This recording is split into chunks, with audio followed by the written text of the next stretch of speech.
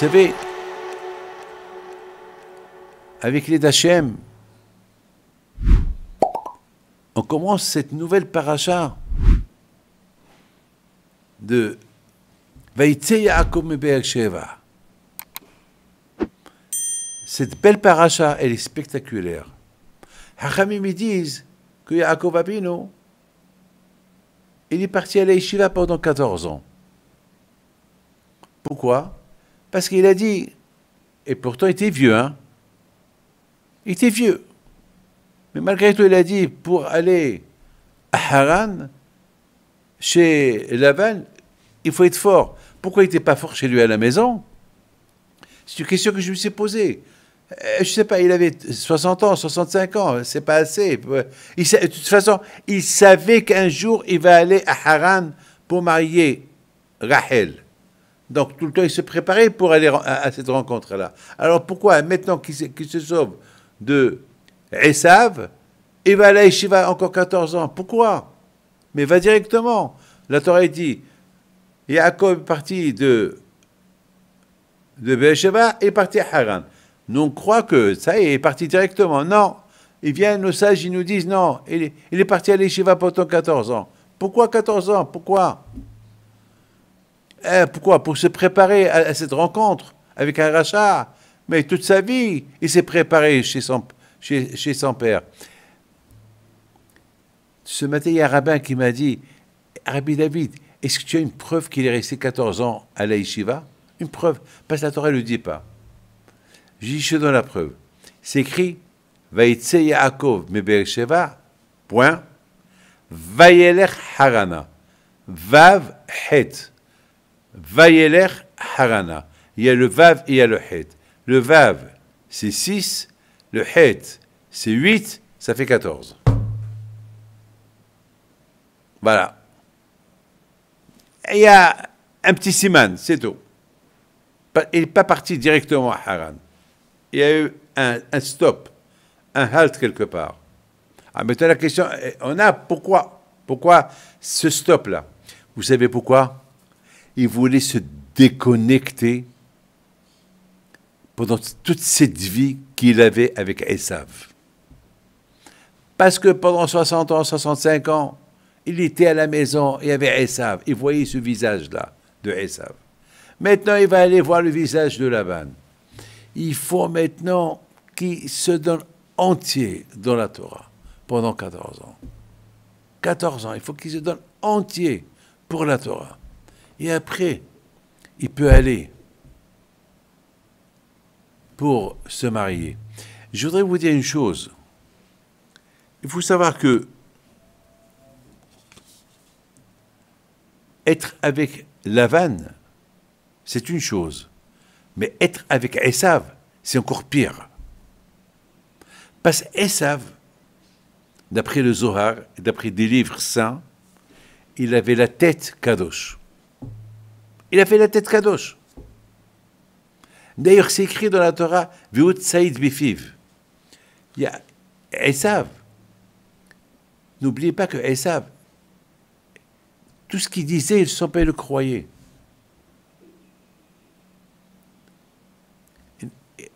Il était le fils de Yitzhak, le fils de Rivka. Il était le petit-fils d'Abraham, le petit-fils de Sarah Imeno, le frère de Yaakov Avinu. Ils étaient ensemble dans le même ventre. Donc Esav, c'était pas n'importe qui. Le corps, c'était un corps d'un cochon, le corps tamé, mais pas la tête. D'ailleurs, Hachamim me disent que la tête de Esav, elle est enterrée à Ma'arat HaMachpelah. Le jour qu'ils ont enterré Yaakov, à Ma'arat HaMachpelah, Esav est venu. Il a dit, cette place-là, elle m'appartient. Parce que il y a pas de place de plus de 4 couples. Il y a Adam et Hava, Abraham et Sarah, Rivka et Yitzhak, et Yaakov, il a enterré Léa. Donc la place qui reste, c'est moi. Parce que moi, je devais marier de toute façon Léa, la grande pour le grand. Bon, puisqu'on ne s'est pas marié dans sa vie, mais je vais être enterré à côté d'elle, c'est ma place. Mais Yaakov, lui, mais les Shvatim, ils lui ont dit, mais t'as oublié que Yaakov, il t'a acheté ta place avec d'argent, comme qu'il t'a acheté la Bechora. Et là aussi, il a acheté ta place. Il t'a donné l'argent. Alors, il leur a dit, ah oui, le papier. Mais les papiers, ils étaient en Égypte. Il y avait là-bas le Hoshim Ben Dan. Hoshim Ben Dan, il dit, qu'est-ce qui se passe, qu'est-ce qui se passe? Lorsqu'ils ont dit, il s'est énervé. Quoi? Ce voleur-là, encore il fait voler, il lui a arraché la tête.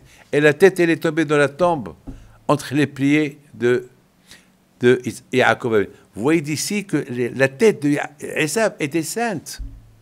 Ah, maintenant, écoutez très bien.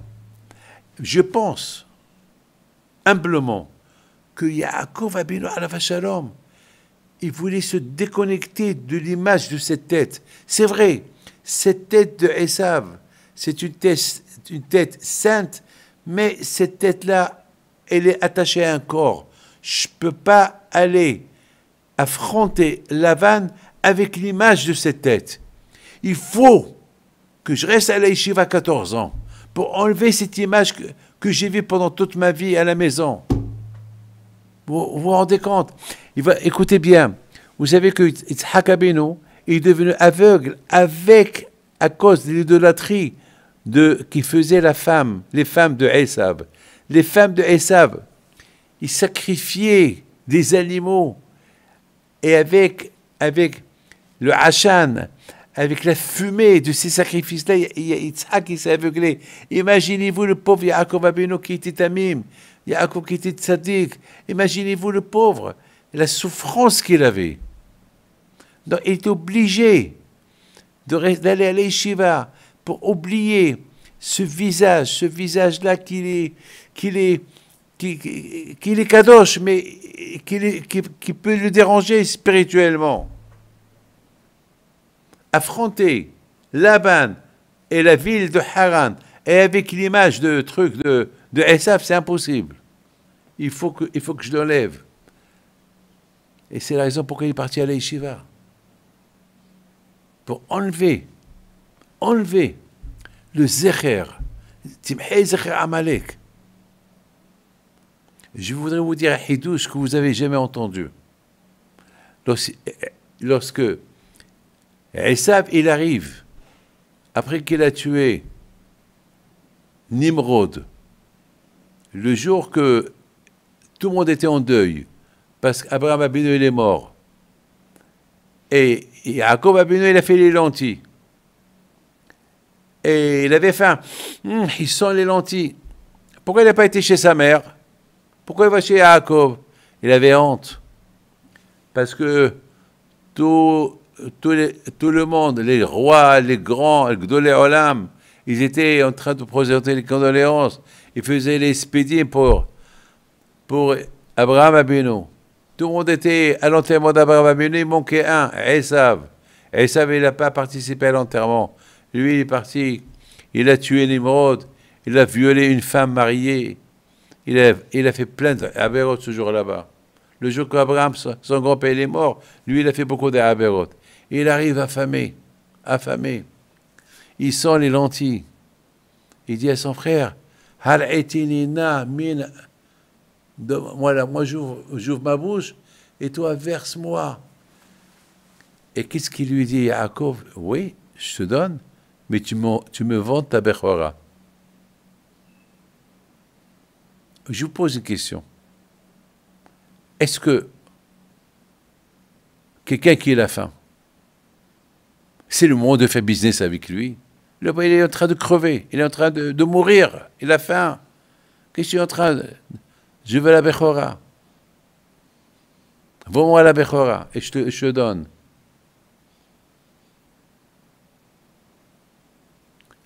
Écoutez bien. Il dit à la Torim, écoutez bien, ça c'est spectaculaire. Il dit, prenez un stylo et notez. Il dit, Hal etinina min. Hal etinina min. Hal etini, un mot. Min, un mot. Min. Hal etini, min. Ha adom. il dit que hal eti ni na min, c'est rachetez votre, les premières lettres, c'est Haman. Ha al-eti, il y a le he, na, il y a le nun, min, il y a le même. Haman. Waouh! Qu'est-ce qu'il veut dire par là, Baal al-Turim? Qu'est-ce qu'il veut dire par là, Haman? Donne-moi, verse-moi les lentilles dans ma bouche. Ça veut dire que Haman, ça veut dire que Esav Racha, lui qui était un grand rachat, il a voulu, lorsque Yaakov il lui donne à manger, qu'il aura la force de Haman qui va sortir de lui pour tuer les Juifs. Regardez comment Esav, la richoute de Esav. Esav, maintenant, Abraham il est mort, Yitzhak il va mourir.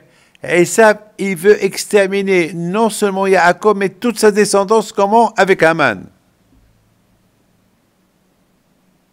Regardez, ne croyez pas qu'on parle ici de n'importe qui. Ça, c'est quelque chose que je n'ai jamais dit à personne. Ici, on parle de un qui s'appelle Esav, qu'il veut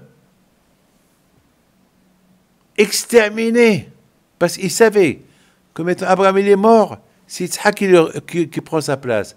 Yitzhak il va mourir, qui va prendre la place de Yitzhak, c'est Yaakov. Parce que comme on a expliqué, Yaakov, Ishtam, Yaakov c'est le tzaddik.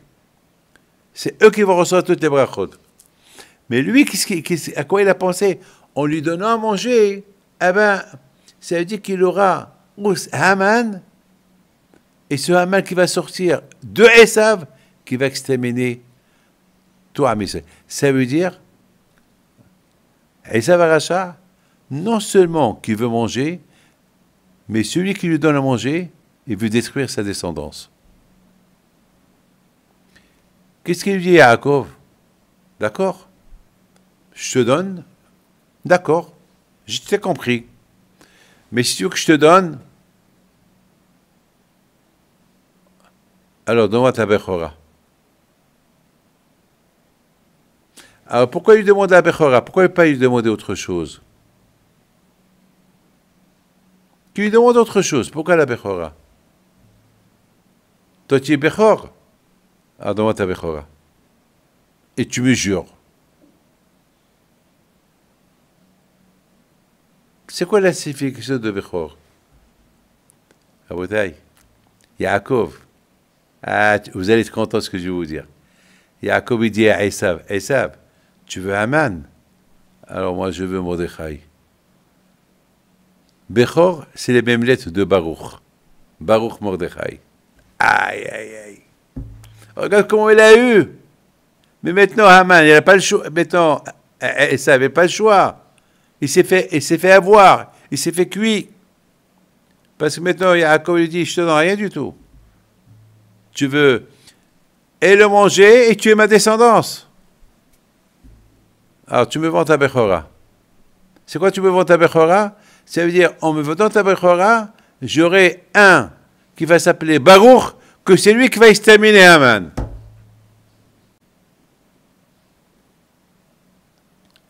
Il n'avait pas le choix. Il lui a vendu.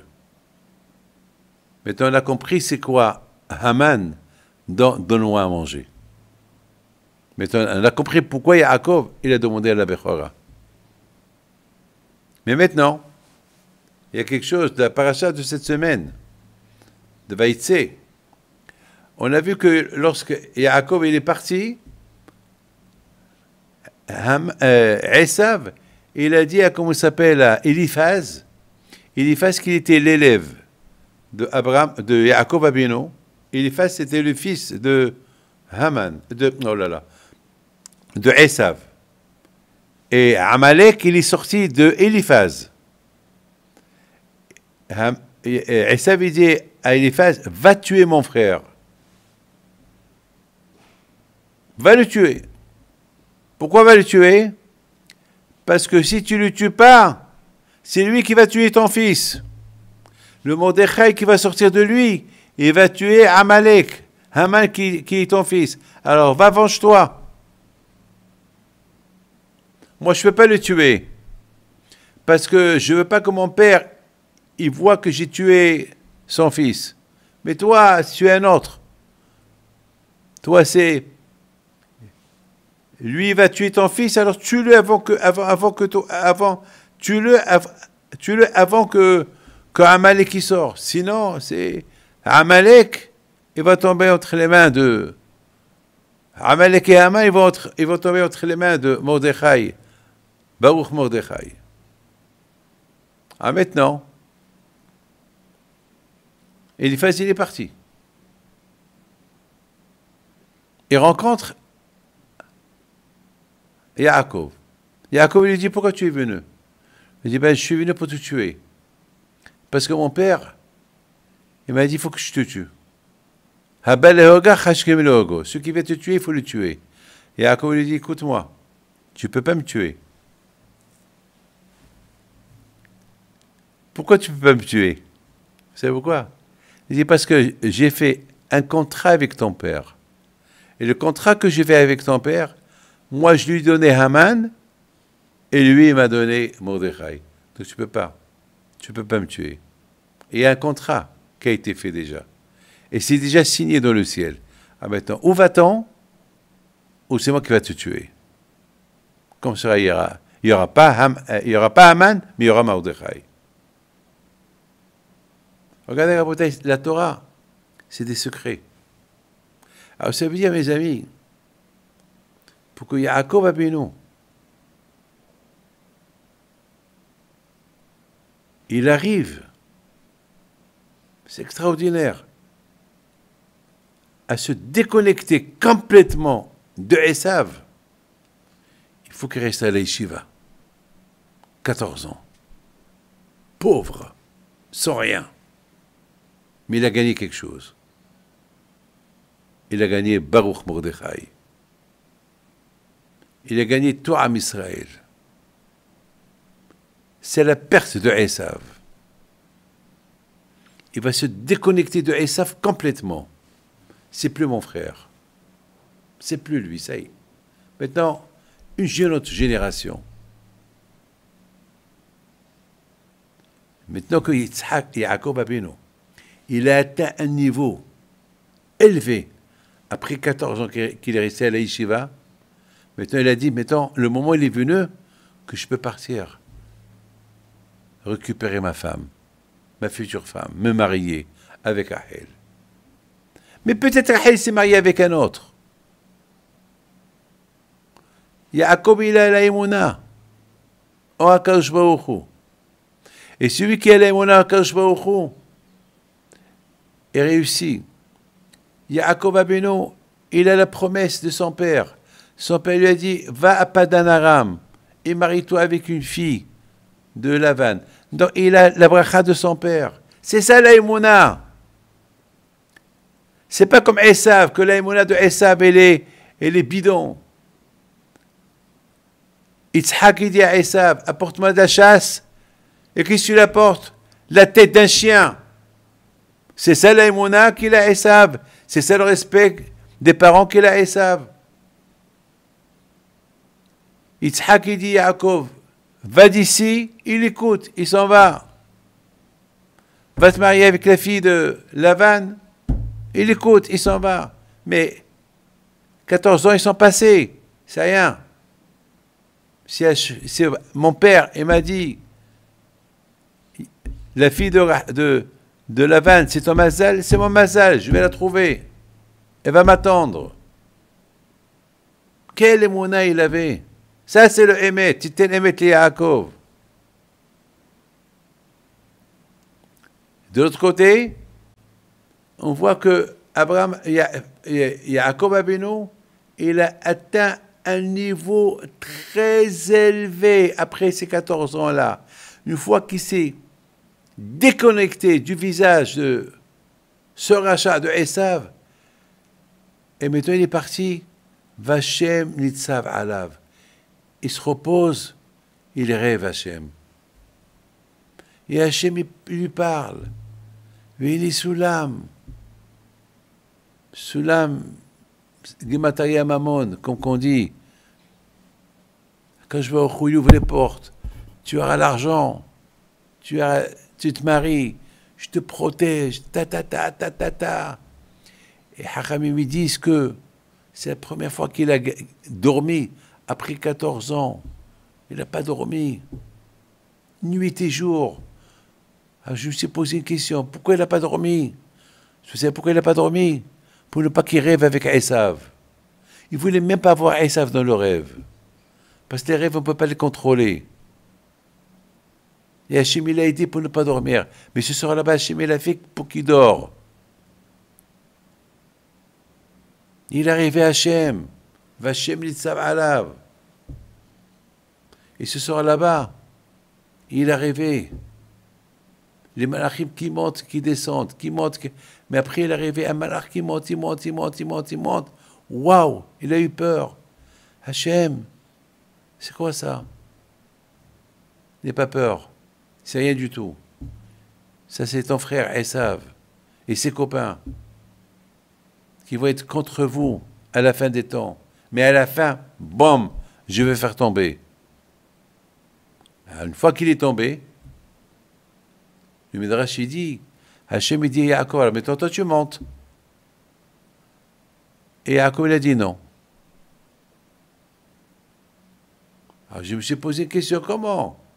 Il refuse à Kadosh Baruch Hu? Comment il refuse à Hachem? La réponse elle est,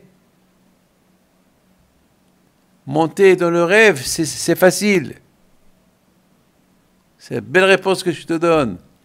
Dans le rêve, on peut rêver qu'on est milliardaire et on n'est rien que pauvre. Dans le rêve, on peut rêver beaucoup de rêves.